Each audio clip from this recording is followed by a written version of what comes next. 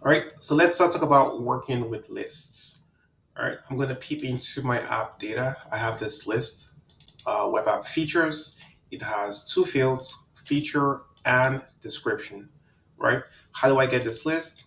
I basically just initialize this list in my app data, and when the app loaded, my this list was now set into my app's current state.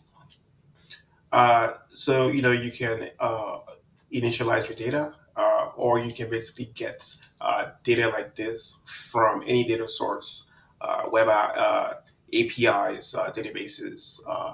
We'll get into those in a different video. All right, so now we're just going to consume this data with a list element. I'm just going to go to my elements, and I'm going to scroll until I see in my data visualization section the list. I'm going to drag this in. So what I have here is a list with some basic display configurations, styles. We're going to change some of the styling here really quickly. We are going to change the width. We're going to change this width to 40%. And we are going to center this list. Just a quick hack of margins. We're gonna put some space on top. Let's say 20 pixel space. All right, so now we're gonna go to our element settings.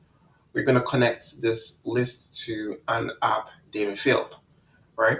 And if we look correctly, it was called web app features. So I'm just gonna copy this. You can type this in. I'm just gonna copy this so I don't make a typo.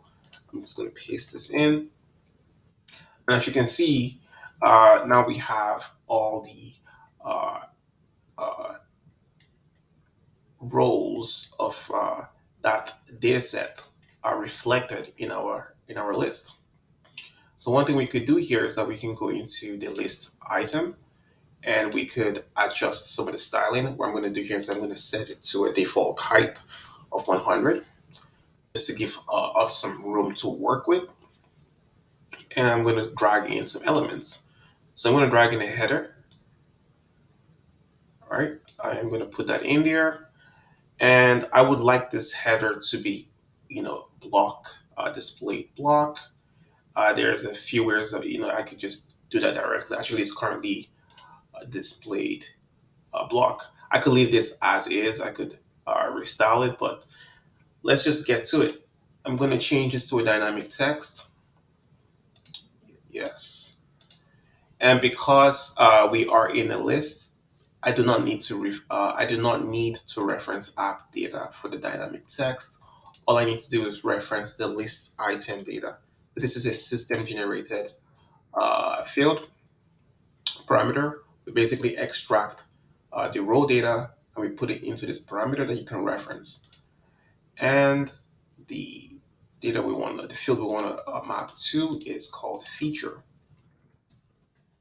right? And we can basically drag in another element. In this case, we're going to call this, we're going to use a paragraph. We're just going to place it underneath our heading. All right. And we are going to do the same thing. We're going to make this paragraph to use a dynamic text. And we are going to map to our list item data. We're going to map to our description field. All right. Close this out. Close this out.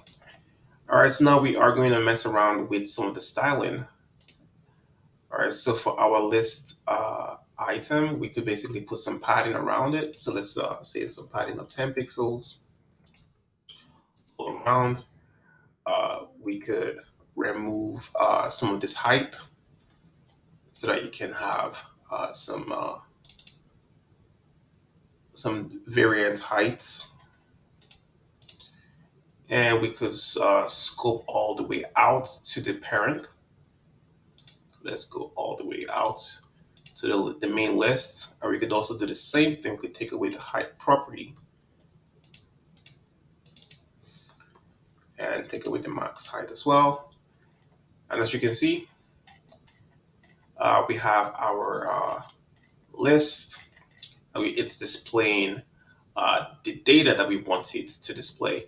And you can go ahead and style and do all the things you want to do. If I want to add like a margin at the bottom of this, I could say I could give this the margin at the bottom for 5, you know.